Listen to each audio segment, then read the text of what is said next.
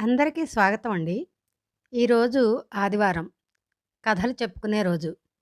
ఊరికి వెళ్ళాల్సి ఉండడంతో ఈరోజు ఒక చిన్న కథ టూకీగా చెప్పి ముగిస్తానండి. ఆ రోజు ఆదివారం. ఆఫీస్‌కి సెలవు. అందుకే మా ఊర్లోని ఒక ఇంటికి వెళ్ళాను. ఇల్లు ఊర్లో ఉన్నా అక్కడికి నేను వెళ్ళక చాలా రోజులైంది.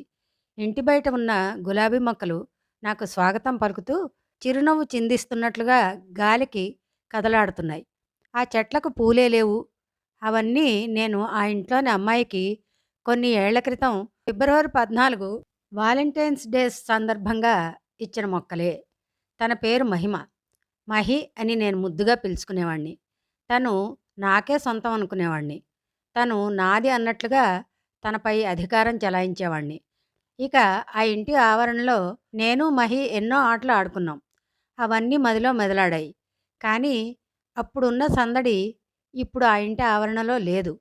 సరే, మహిని పలకరిద్దామని గుమ్మం దాకా వెళ్ళాను. తలుపు కొడదామంటే ఎందుకో మనస్సు ఒప్పుకోలేదు. ఎందుకంటే తను నన్ను ఎంతో ప్రేమించినా నేను మాత్రం తనని నా స్వార్థం కోసం ఒంటరిగా వదిలేసి వెళ్ళాను.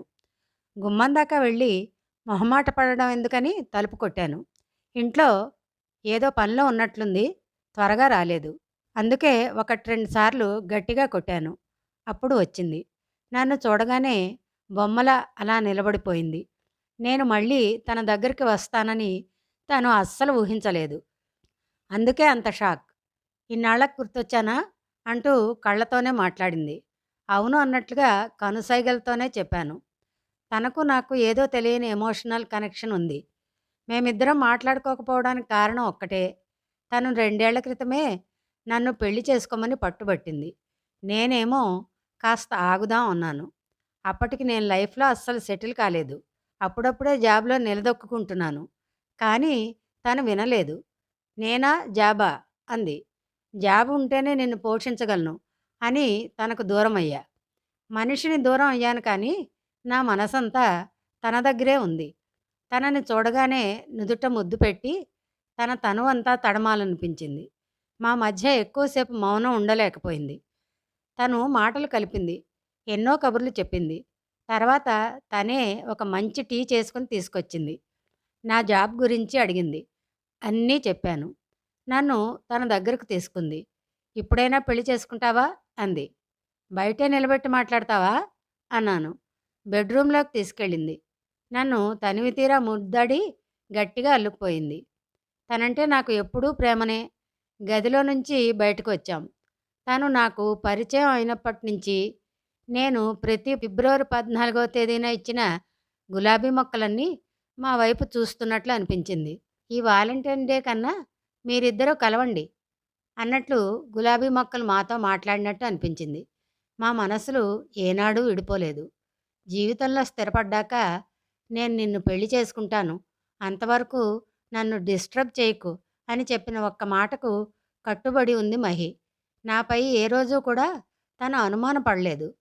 ఎప్పటికైనా నేను తనని పెళ్ళాడతానని తనకు తెలుసు. అందుకే ఇన్నాళ్ళు వేచి చూసింది.